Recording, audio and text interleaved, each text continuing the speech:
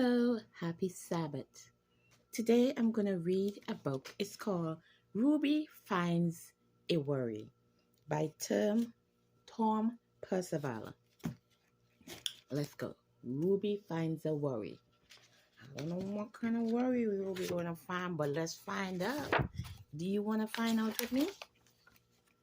Ruby finds a worry. I say I want to write a children's book too. But let's see. I'm going to practice reading children's book to see what it's about. Ruby loved being Ruby.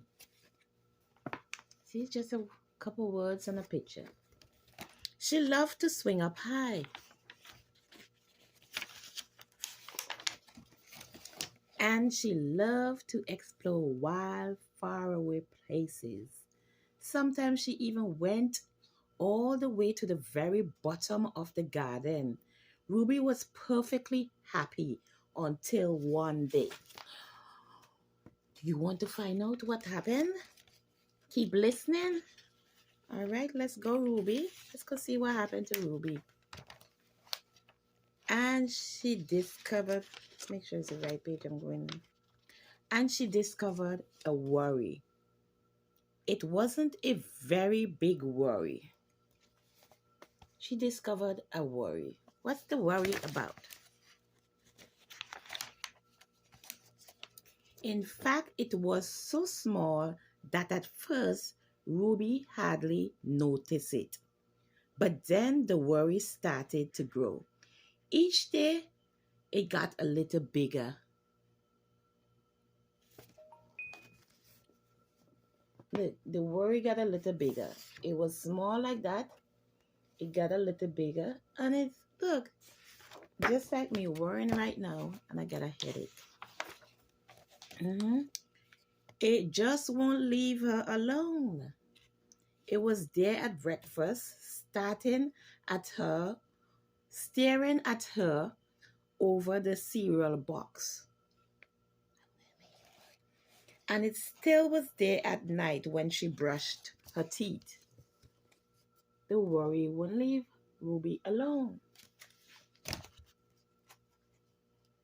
Poor Ruby, what can Ruby do? Keep listening, people, if you want to find out what happened. The funny thing was that no one else could see Ruby's worry. Not even the teacher. So Ruby pretended that she couldn't see it either. Everybody was just on the merry way, but Ruby had the worry behind her. Okay. Don't leave yet. Don't you want to know what happened? She tried to carry on as if everything was normal, but it just wasn't. The worry was always there, stopping her from doing the things she loved. Mr. Worry, move out of my way now. Why you there? You know, we always worrying about things. That's the worry right there. We can't see it like that, but it's like in the back of the head over here. I don't know which side of the head it is. Maybe the front part, and we're worrying about it. It could be a bill, a car note. It could be something. Now the worry was enormous. It could barely fit in the kitchen. Let me read that over. It could barely fit in the kitchen at dinner time. It filled up half the school bus. Look, we worry getting bigger. It taking up the whole bus, half of the bus. My worry getting bigger because I have an enormous headache right now. And it took up the whole row at the movie theater. The worry became the only thing that Ruby could think about. It seemed like she would never feel happy. Okay, look at this guy. He take up the whole seat at the movie theater.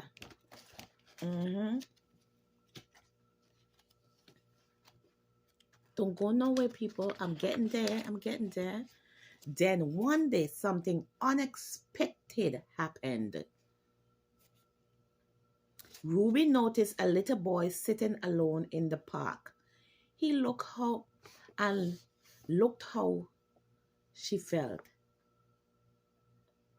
sad.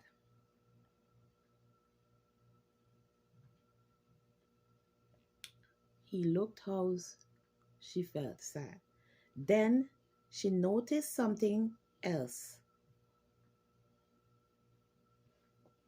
Something hovering next to him. Could it be a worry? Mm-hmm. She's there with a big worry, and she went to the park and see a little boy. He had a blue worry behind him. Yes, it was. Ruby realized that she wasn't the only person with a worry after all. Other people had them too. She asked the little boy what was on his mind, and he told her the strangest thing that happened. His worry began to shrink. So sometimes we just need to let the worry out by talking to somebody, a friend, a family member, or even a therapist. Yes, talk to somebody and let that worry out. Then Ruby did the best thing you could ever do if you have a worry. She talked about it, and the word tumbled out. Ruby's worry began to shrink until it barely was there at all. Mm-hmm. Let it out. Tell somebody, and you see how happy you feel. Let it out. That worry going to shrink. And throw it back in the pit of the sea where it come from. Finally, Ruby felt like herself again. Of course, that wasn't the last time she ever had a worry. Everyone gets them from time to time. But now that she knew how to get rid of them, she got rid of her worry. Let's see what she did with the worry. They never hang around for too long. So when she have the worry, she talked to somebody and she released that worry and she becomes happy. So people, the moral of the story is, if you're sad and you have something worrying in your head, talk to somebody. Talk to either friend.